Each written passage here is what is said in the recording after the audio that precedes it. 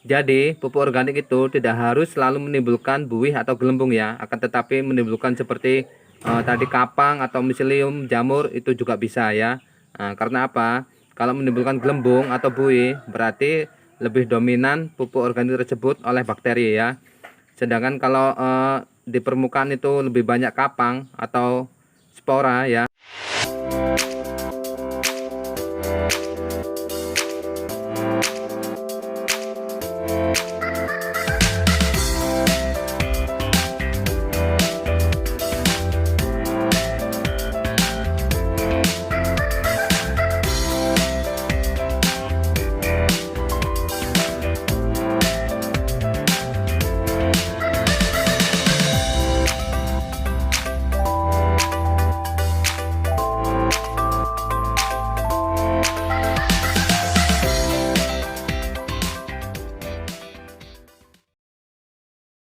Oke, selamat pagi sahabat tani.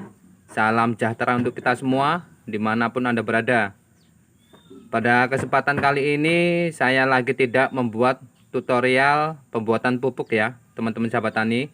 Nah, kali ini saya akan memberitahu bagaimana ciri-ciri pembuatan pupuk organik itu yang berhasil ya.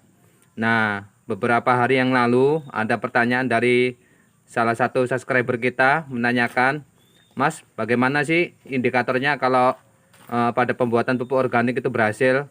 Nah, pas kebetulan dari ketiga pupuk ini ya, ini sudah waktunya panen ya. Ini sudah berusia 1 bulan lebih ya. Nah, di sini akan saya kasih tahu bagaimana ciri-ciri pupuk organik itu yang berhasil ya. Nah, ketiga jerigen ini ya, ini berbeda pupuk ya. Akan tetapi yang satu sama yang dua ini sama ya, sama produk maksudnya ya. Kalau yang satu ini beda bahannya ya. Nah, kalau pupuk yang sebelah kiri sama yang sebelah kanan ini ya, ini adalah pupuk pada pembuatan video yang ini. Nah, kalau pupuk yang tengah ini videonya ada di ini.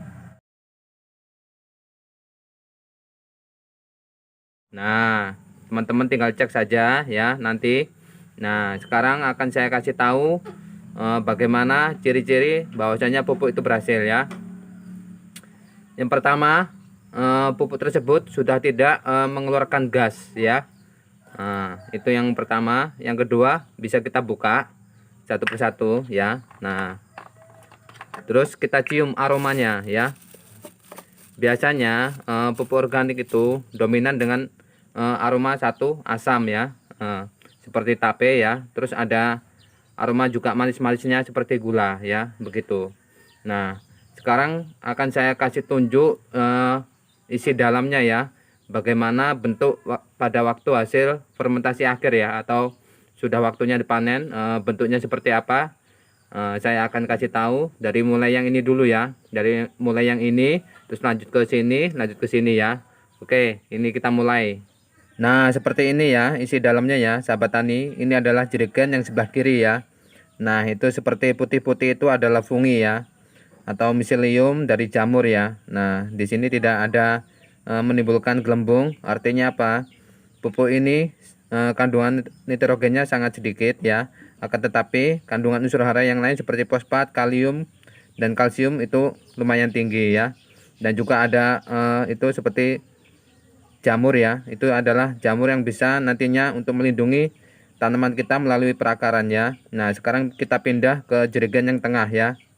Nah, ini sahabat tani, ini adalah jerigen yang tengah. Nah, isi dalamnya seperti ini ya permukaannya. Ada bintik-bintik putih dan mengeluarkan gelembung ya. Nah, jadi meskipun di sini menimbulkan gelembung ya, akan tetapi di sini gasnya sudah habis ya, tidak ada lagi ya. Nah, di sini terlihat bahwasanya kandungan bakteri yang bisa menambat nitrogen dari udara itu sangat banyak ya. Dengan ciri-ciri menimbulkan ciri khas yaitu gelembung atau buih di atas permukaan ya. Nah, itu. Nah, sahabat tani, ini adalah jerigen yang terakhir ya, yaitu jerigen yang sebelah kanan ya. Nah, hasil dalamnya seperti ini penampakannya ya. Nah, itu seperti miselium putih bercampur juga gelembung ya. Artinya apa? Pupuk ini mempunyai bakteri penambat nitrogen dari udara itu lumayan banyak, termasuk funginya juga ya, yang bisa membantu melindungi tanaman dari perakaran ya.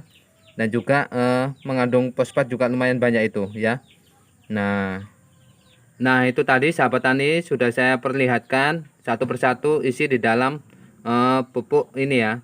Dari mulai yang sebelah kiri dulu, terus tengah, terus kanan ya. Nah, jadi pupuk organik itu tidak harus selalu menimbulkan buih atau gelembung ya, akan tetapi menimbulkan seperti tadi kapang atau miselium, jamur itu juga bisa ya.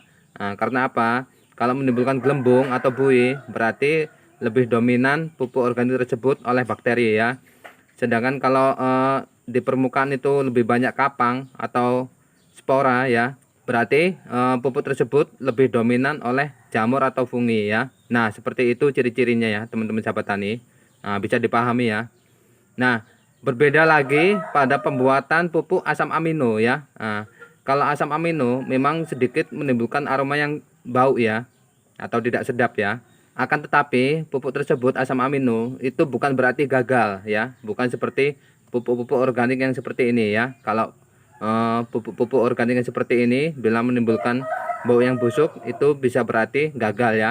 Nah, tapi kalau asam amino itu berbeda lagi ya. Dan videonya bisa teman-teman cek di sini.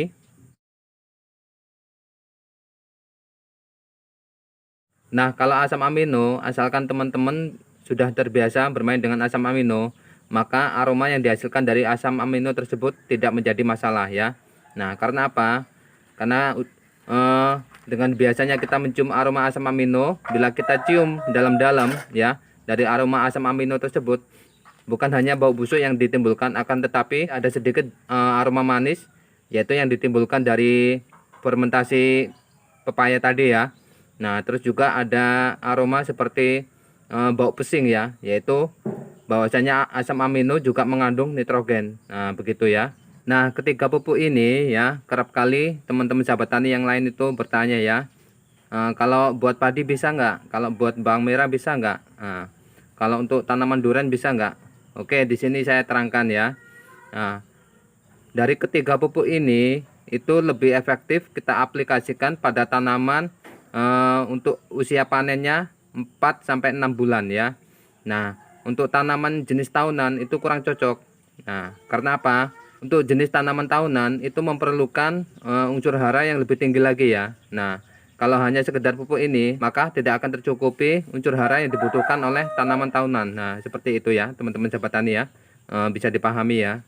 Jadi semua pupuk ini bisa diaplikasikan seperti bawang merah, padi ya, terus tanaman-tanaman di polybag seperti cabai, terong, tomat dan lain sebagainya ya. Nah, sekarang udah paham ya ciri-ciri dari yang ditimbulkan oleh pupuk organik ya.